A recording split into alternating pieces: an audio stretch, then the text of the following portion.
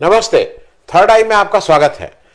आज हम लोग एक ऐसे इशू की बात कर रहे हैं जो थोड़ा सेंसिटिव है।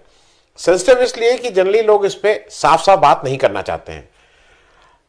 मैं बात कर रहा हूं मुनव्वर राना साहब, जो बड़े शायर हैं और अभी उन्होंने एक फ्रांस में जो कुछ हुआ था उसको लेके एक बयान दे दिया था जिसमें बड़ी अफरा तफरी मची थी। उन्होंने फिर कल एक बयान दिया है और उन्होंने असदुद्दीन ओवैसी को कहा है कि ये मॉडर्न जिन्ना है और नए जिन्ना इन मेकिंग है। हिंदुस्तान में जिन्ना को जनरली बोला जब जाता है तो जिन्ना को ऐसा माना जाता है कि उन्होंने ही देश का विभाजन कराया था। अभी मैंने चूंकि जिन्ना पे एक प्रोफेसर इश्तियाक की किताब पढ़ी है, उसके अलावा भी जिन्ना पे लिटरेचर है अवेलेबल है, उस पर एक इंटरव्यू भी कर चुका हूं। उसका एक भाग पिछले सैटरडे को था, एक भाग कल फिर होगा। तो जिन्ना एक तरह से हिंदुस्तान में गाली है। तो अब राना साहब, मुनव्वर राना साहब ने इसको जो भी कह के उन्होंने इस बात का एक बड़ी डिबेट शुरू कर दी है। मैं जरा इस पे आने से पहले ये थोड़ा बता दूं कि उनकी पार्टी और ओवैसी साहब हैं क्या। ऐसा है कि जब देश की आजादी की अभी बात हो रही थी तो उस समय 12 नवंबर 1927 में हैदराबाद में MIM की स्थापना हुई, मजलिसे इत्तेहादुल मुस्लिमीन। तो MIM इस तरह से वजूद में आया 12 नवंबर 1927 में, मतलब कल ही उसकी वर्षगांठ थी। करीब करीब 93 साल हो गए हैं इस पार्टी को वजूद में आए। पुरानी पार्टी है। और इसका जो उस समय, मैं उस समय की बात इसलिए आपको बेसिक हिस्ट्री बता रहा हूं कि समझ में आ जाए। उस समय इसका भी वही बात थी जो मुस्लिम लीग कहती थी। वो कहते ये थे कि मुस्लिम डोमिनियन की बात करते थे, लेकिन integration into the Indian state की बात नहीं करते थे। और यह भी जान लीजिए कि हैदराबाद एक प्रिंसली स्टेट था जो सीधे ब्रिटिश उसको गवर्न करते थे। तो वो लार्जर जो इंडिया की हम लोग बात करते हैं ना, ब्रिटिश इंडिया की, वो इसका पार्ट नहीं था। आप सबको पता है कि कैसे वो उसका इंटीग्रेशन हुआ, कैसे सरदार पटेल का रूल हुआ, कैसे कैसे हुआ। अब उसके बाद क्या हुआ कि 1944 में इसके प्रेसिडेंट बने कासिम रिजवी MIM के। और ये मूल रूप से हैदराबाद बेस्ड पार्टी थी, उस समय भी थी, आज भी है।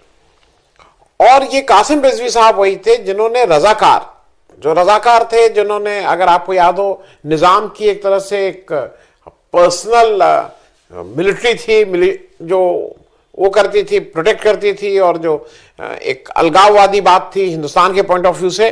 क्योंकि इन रजाकार्स ने हिंदुस्तान के साथ हैदराबाद के विलय का विरोध किया था। और ये सारे लोग उस समय चाहते थे कि पाकिस्तान के साथ इनका विलय हो जाए। और वो कुछ इस तरह की बात करते थे कि वो पंजाब सिंध वाला वेस्ट पाकिस्तान हो गया, बंगाल के 2 डिवीजन होके वो ईस्ट पाकिस्तान हो गया, और इसको साउथ पाकिस्तान कह दिया जाए।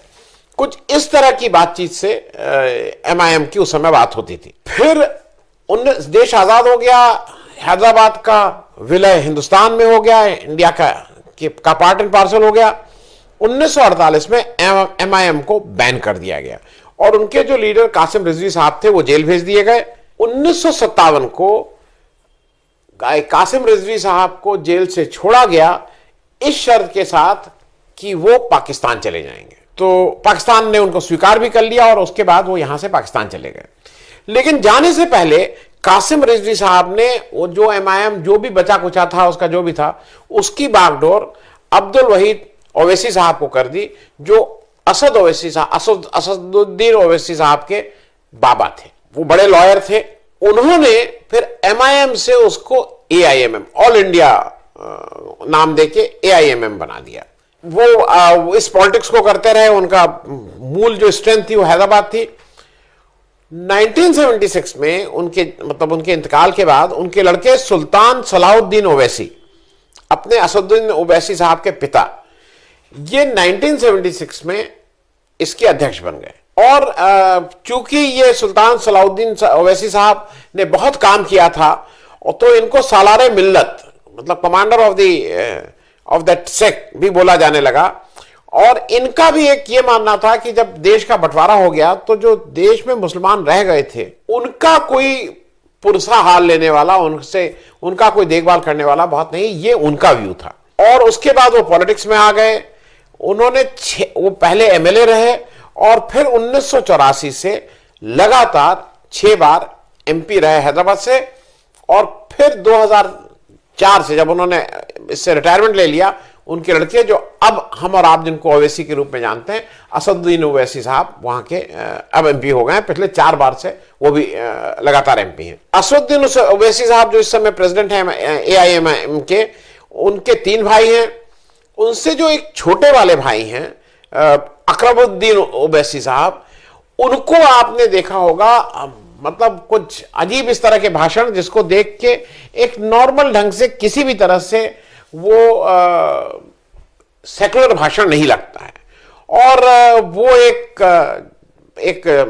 रिलीजन विशेष को, धर्म विशेष के लोगों के बारे में से को एड्रेस करते हैं, दूसरे धर्म को गाली देते हैं, जो अब बहुत कॉमन हो गया है वोट के लिए। लेकिन ये जो असदुद्दीन ओवैसी साहब हैं, ये पढ़े लिखे हैं। पढ़े लिखे का मतलब यह है कि बैरिस्टर हैं लंदन के लिंकन इन से। मतलब ये जब इनकी बात अगर आप करिए तो आज तक इनकी बात में कहीं पे भी आप इनको एंटी नेशनल बात करते हुए या एंटी हिंदू बात करते हुए आप इनको नहीं पकड़ सकते। वो इनके छोटे भाई का वो सब काम है। कुछ लोगों का कहना यह है कि ये मिली भगत है, जानबूझ करके वो जो एक बोला नहीं आता गुड कॉप बैड कॉप, कि अकरमुद्दीन के साहब के जिम्मे यह है कि तुम एक धर्म को गाली दो, इनके जिम्मे यह है कि मैं इस तरह का रखूंगा, भाई मैं सब लोग आपको साथ चलो, ये जानबूझ करके। लेकिन इस पे आने से पहले एक चीज और आपको बता दूं, जो इनके वालिद साहब थे सलाउद्दीन ओवैसी साहब, उन्होंने जो पॉलिटिकल काम किया ही किया, साथ में उन्होंने एजुकेशन में बहुत काम किया। और engineering college, medical college, pharmacist का कॉलेज, MBA नर्सिंग के कॉलेजेस, पैरामेडिकल का कॉलेजेस, डिग्री कॉलेजेस, ये सारा कुछ किया, ITIs। उसके बाद अभी जो ये ओवैसी परिवार है, इनके कोऑपरेटिव बैंक्स हैं, इनके 2 अस्पताल हैं, इनका उर्दू का न्यूज़पेपर है। कुछ लोग कहते हैं कि करीब करीब 15,000 करोड़ का इनका वो है। अब इसका एक अर्थ और समझ लीजिए कि लोग इसको कुछ कहें। एक तो इन्होंने इसको बनाया है, इसमें कहीं से भी, क्योंकि असदुद्दीन ओवैसी साहब के ऊपर अभी तक मैं उनकी बहुत सी चीजों को मैं इत्तेफाक नहीं रखता हूं, लेकिन उनके ऊपर कोई भ्रष्टाचार का आरोप नहीं है। और उसका एक शायद बड़ा कारण यह है कि उनको किसी भी तरह के पैसे की इस तरह की दरियाफ्त नहीं कि भाई उनसे कह देंगे तो ये मिल जाएगा, या वहां से फंडिंग हो जाएगी, या फॉरेन फंडिंग हो जाएगी, या जो इस्लाम की बात करेंगे तो इस तरह की, मेरे ख्याल में उनको कहीं से भी कोई प्रेशर उनके ऊपर नहीं है। तो वो थोड़ा आराम से अपनी पॉलिटिक्स करते हैं। मैं एक चलते चलते जल्दी से असदुद्दीन ओवैसी साहब के बारे में एक बात और बता दूं कि वो एक्सीलेंट क्रिकेटर भी हैं। उन्होंने साउथ जोन को रिप्रेजेंट किया, फास्ट बॉलर थे। मतलब मैं खिलाड़ी होने से, कोई भी अगर किसी भी क्षेत्र में जाता है, अगर कोई मूल रूप से खिलाड़ी है तो बहुत सी चीजें ठीक रहती है। वो स्पोर्ट्समैन स्पिरिट एक तो उसके पास रहेगी, उसके पास वो किलर इंस्टिंक्ट रहेगी कि कैसे जीता जाए, वो किया जाए। लेकिन एक बेसिक मिनिमम नैतिकता या ये सब इन लोगों के पास, किसी भी स्पोर्ट्समैन के पास रहता है। अब जरा बात कर लें कि ये आज की तारीख में ये मुसलमानों के स्पोक्स पर्सन या मुस्लिम पार्टी के वो हो गए। मुसलमानों का जरा हाल समझ लीजिए क्या है। देश में मोटे तौर पे कहा जाता है कि करीब 15% की पॉपुलेशन मुसलमान है। वो 19-20 करोड़ कुछ लोग कहते हैं, कोई 19-20-21 करोड़ मुसलमान है, वो करीब करीब 15% की है। अब 15% अगर मुसलमान हैं तो गणित बिल्कुल सीधे, मैंने पहले भी इसको किया हुआ है, 545 में अगर आप 15% के हिसाब से चल रहे हैं, मतलब एक हम बहुत जनरल गणित की बात कर रहे हैं, तो कितने होने चाहिए? करीब करीब 80, मोटे तौर पे आपके 80 MPs रिप्रेजेंटेशन के तौर पे देखें तो लोकसभा में होने चाहिए। आज तक जो मैक्सिमम MPs मुस्लिम के रहे हैं वो 49 रहे हैं सन 80 में। जो पहली लोकसभा जब बनी 1952 में तो केवल 11 थे, फिर वो मैक्सिमम 80 में 49 हुए, 2004 में 30, 9 में 34, 14 में 23, और अभी जो लोकसभा हुई है 2019 वाली, इसमें 27 हैं। ये 27 भी जल्दी से इनका डिस्ट्रीब्यूशन बता दूं, यूपी और वेस्ट बंगाल से 6-6 हैं, केरल और जम्मू कश्मीर से 3-3 हैं, असम और बिहार से 2 हैं, और पंजाब, महाराष्ट्र, तमिलनाडु, लक्षद्वीप और तेलंगाना से 1-1 है। इसमें भी पार्टी वाइज अगर देखें तो तृणमूल कांग्रेस से सबसे ज्यादा 5, फिर कांग्रेस से 4, Sapa, Baspa, National Conference, IUML जो केरल वाली है, इनसे 3-3 है। बीजेपी ने 2019 में 6 मुस्लिम कैंडिडेट को टिकट दिया था, लेकिन उसमें से कोई भी नहीं जीता। ये जब मैं आपको बता रहा हूं तो साथ में एक फिगर और इंटरेस्टिंग आपको बता दूं, जो आपको क्योंकि फिर बहुत सी चीजें आसान लगेंगे। इस समय जो बैकवर्ड जो वोट है वो भी एक माना जा रहा है, एक अपर कास्ट, एक बैकवर्ड कास्ट, एक माइनॉरिटी, इस तरह से वोटों को डिस्ट्रीब्यूट किया ना, एक दलित वोट, इस तरह से 4-5 कैटेगरीज हैं हिंदुस्तान में। तो बैकवर्ड कास्ट में जो सबसे वोकल और सबसे ज्यादा जिसके पास पॉलिटिकल ताकत है वो यादव वोट्स की है। उनके चीफ मिनिस्टर हैं, जैसे जो सबसे बड़ी पार्टी उत्तर प्रदेश की मतलब जो 2-3 पार्टियां हैं उसमें बीजेपी और कांग्रेस के बाद सपा और बसपा है, तो सपा के तो यादव लोगों की पार्टी। उसी तरह से बिहार में देखिए तो आरजेडी के जो कर्ता धर्ता हैं वो यादव लोग हैं, तो यादव भी एक वो हैं। यादव की टोटल पॉपुलेशन, ये सब अंदाज है मोटे तौर पे, हिंदुस्तान में करीब 6.8% या 7% समझ लीजिए। मुसलमानों से आधी से भी कम पॉपुलेशन है। इनके जब 1952 में पहली लोकसभा बनी तो इनके 4 एमपी थे यादव के।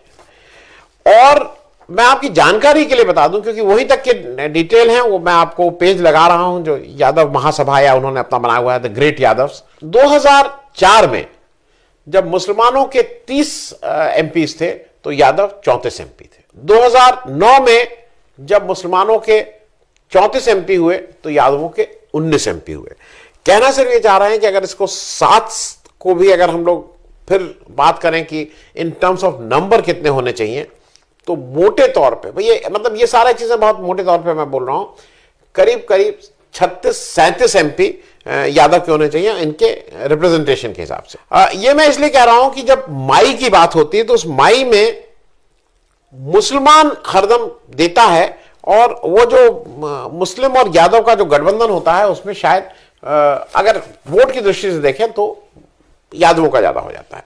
अब जरा बात कर लें कि ओवैसी जी के इस उससे सारे लोग क्यों परेशान हैं और क्यों वो एक नया उन्होंने किया है। जैसे मनोहर राणा का कहना है कि भाई वो तो हैदराबाद के रहने वाले हैं, वो गंगा जमनी तहजीब को क्या जाने, वो नॉर्थ के मुसलमानों की समस्याओं को क्या जाने, तो वो कैसे कह रहे हैं कि वो यहां आएंगे और ये केवल भाजपा का फायदा करने आ रहे हैं।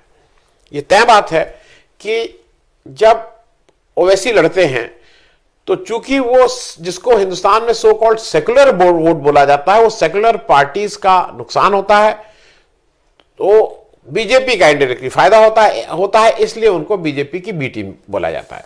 और ऐसा भी आक्षेप लगता है कि कहीं ना कहीं बीजेपी चाहती है कि उनका ये मामला चलता रहे। अब इसकी समस्या समझ लीजिए कहां पे आ रही, क्योंकि ये समस्या तो को एड्रेस करना ही पड़ेगा।